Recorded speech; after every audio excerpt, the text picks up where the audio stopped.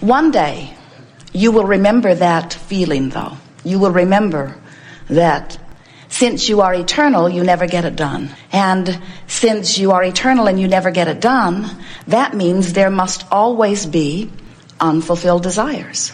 There must always be those desires that have just hatched within you, that are in the process of becoming, that are powerful vibrational points of attraction, that are amassing and gathering unto themselves, even though you're not quite vibrationally up to speed with them. Sort of like a sculptor begins with his clump of clay, and for quite a long while it's a clump of clay. It takes some vision and some shaping and some action, but mostly it takes a belief that the clump of clay can become the vision in his mind. And it is that holding to the vision that makes the clump of clay become the vision in his mind. In other words, if he gets focused on the clump of clay remains a clump of clay.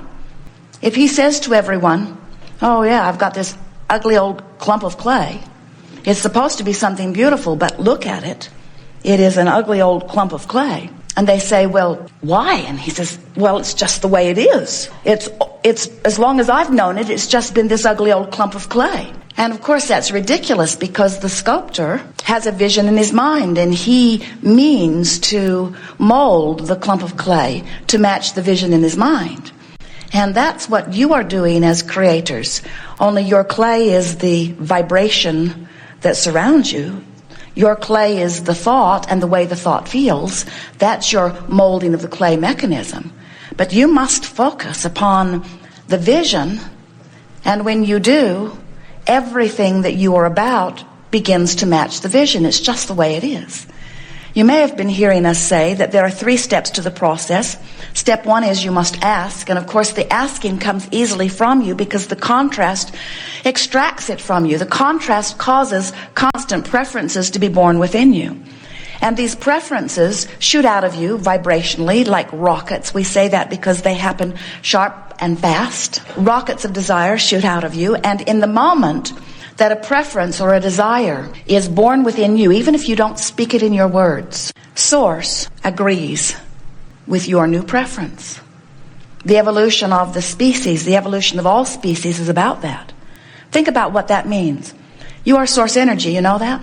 Here in these physical bodies, out here on this leading edge of thought, having new exposure to new experience, and you, in your wisdom and in the eye of Source, in other words, Source sees you as brilliant creators on the leading edge who wisely get to choose what's best for you. Not what's best for everybody else on the planet, not what's best for your entire species or for your world, what's best for you.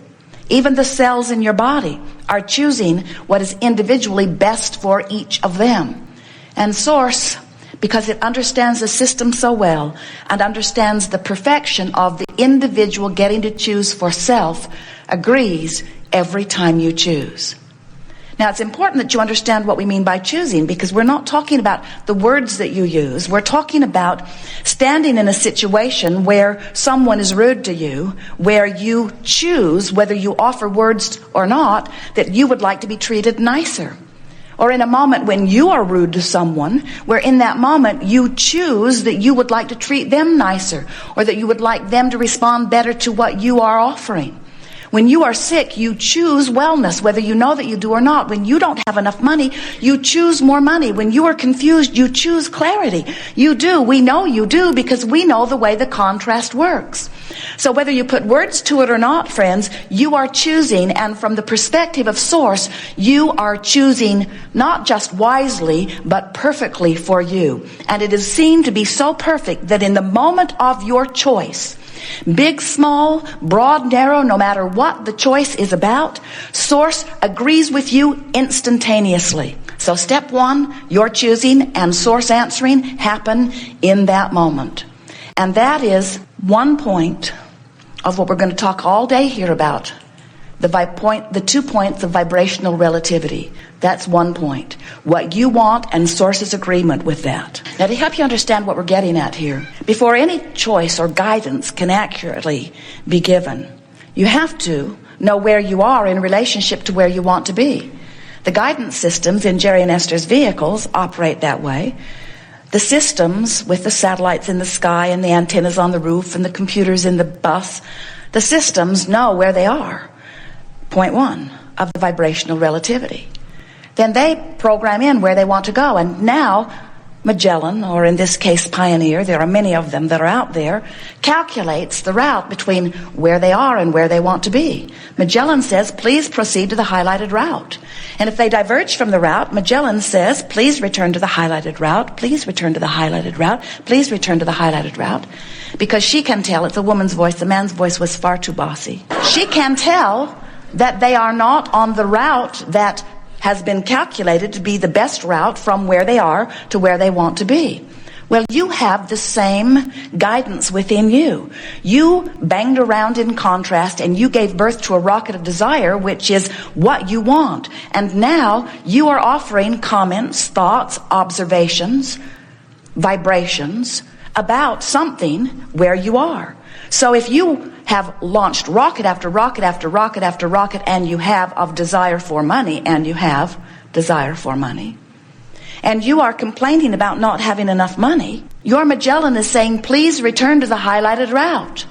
Because that emotion that you feel that you would call disappointment or discouragement or fear or worry is your indicator that you're not even close to the vibrational frequency of the desire that you have given birth to, that source is in utter agreement with. You right now are activating by virtue of what you're choosing to think about or remember or observe or comment about. You've activated something very different from the money that you're asking for, and that money cannot come in. So step 1 says ask, and you do it all day, every day. You can't stop it. Step 2 says source will answer. Source answers all day, every day, never stops. Step 3 is you must be a vibrational match to what you're asking for. You have to let it in. You don't set your radio dial on 6:30 a.m. and expect to hear what's being broadcast on 98.7 M. You know that the frequencies have to match up. You don't bang on your radio and say, I'm not changing the dial, but get me something different. You change the frequency if you want something different. And you've got to do that with yourself too. It's exactly the same principle. Law of attraction says you're going to get back exactly what you're offering vibrationally. Your transmitter and receiver have to be on the same frequency. So your desire is the transmitter and you are the receiver. And you are the one who has concluded and source has agreed with what it is that you are wanting. So you have this magnificent guidance system within you. Are you aware of it? Many of you know that you have emotions, but there are very few humans who utilize their guidance system in the way that you meant to when you came forth into these bodies. Most people around you aren't interested in you paying attention to your guidance. They may even accuse you of being selfish when you do what feels best to you. But when you really trace that back to the roots, what they're actually saying to you is, do not you dare be selfish and do what makes you feel better.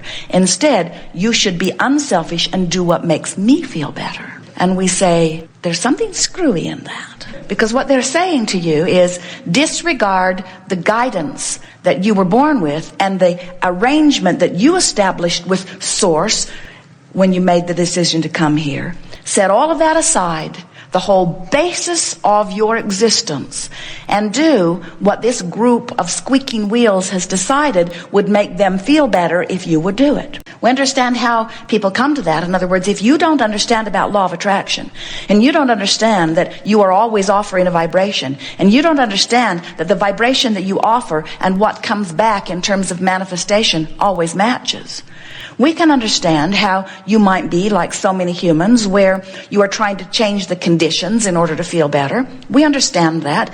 You look out into the world and you see a lovely condition or situation or circumstance and you say, oh yes, we want more of that. We applaud that. We vote for that. We fund that. We support that. We understand why you would. You like things that feel good. You're wired that way.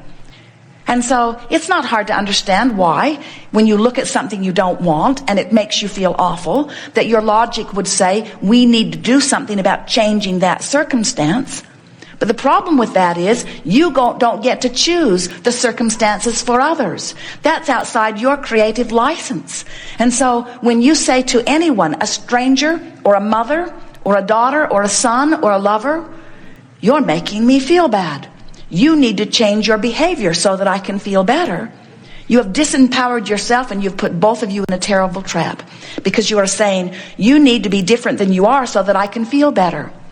And if there are more than 1 or 2 or 3 or 4 or 5 of them in your life, like hundreds or thousands or millions or billions, now you are in such deep trouble, because they don't really want to do what you want them to do. They're not wired that way either.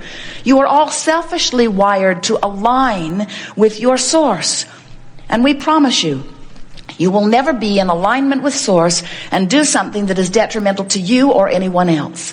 Any behavior that harms another always comes from a place of your disassociation or disconnection, too strong of word, but not allowing your full connection to who you are. When you are aligned with source, you are thriving. And it is only in some misalignment with source that you do not thrive. So there's not a source of evil, there's not a source of sickness, there is only a source of well-being, which you are allowing or not. You're either in alignment with the well-being that is your legacy, or you're not. And if you are in alignment with it, you can feel that you're on track. Your guidance is giving you joy and appreciation and love and passion and eagerness and vitality. Your emotional guidance system is letting you know that you're thriving.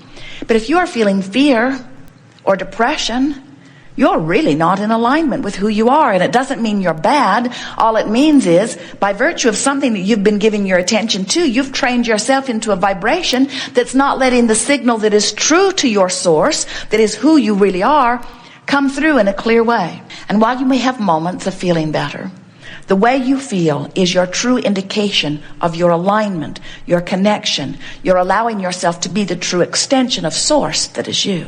You have this guidance within you, and it is a range of emotions, and it ranges all the way from ecstasy or joy or appreciation or love. Those are all very similar vibrations, all the way to depression or fear. Those are very similar vibrations. And on the end that feels wonderful is your perception of power, empowerment, freedom. And on the end that feels awful is your perception of disempowerment or lack of power. Don't you know that? Don't you know that viscerally when you think about it? Think about the emotion of fear. And isn't it about your believing that something is happening, that it's going to cause you to feel awful and you not be able to do anything about it? Isn't that the basis of fear? Isn't that the best description of fear you've ever heard? And when you think about fear, and then you think about being angry instead of afraid, wouldn't you choose anger every single time? And isn't that because in anger you have reclaimed some of your power? Don't you feel more powerful in anger than you do in fear? So what we're wanting to point out here to you today is that fear and depression are the most disempowering feeling emotions that you can feel. And they are all about you looking at something that is causing you to believe that you are powerless. Now, when you get mad about it, you've taken some of your power back. And so go home and tell everyone you know that you met this brilliant teacher who comes to you from source. Don't tell them that, will upset them. Who is coaching you into anger. But then be careful to tell them that Abraham only coaches you into anger if you're depressed or afraid. If you're frustrated, we would never coach you into anger. It's going the wrong way on the emotional scale, isn't it? So which feels worse, fear or anger? Clear, isn't it? Which feels worse, fear or revenge? Which feels worse, revenge or anger? We didn't hear you. Revenge. Revenge is a worse feeling emotion than anger. And are there degrees of anger, some that feel worse and some that feel better? And which feels worse, anger or frustration? All right, now we could speak this more positively. Which feels better, fear or revenge? Which feels better, revenge or anger? Which feels better, anger or frustration? Which feels better, frustration or fear? They're just wanting to see if you're paying attention. Which feels better, frustration or hope? Which feels better, hope or belief? Which feels better, believing something or knowing it? Which feels better, loving someone or worrying about someone? Well, we're done here. They understand.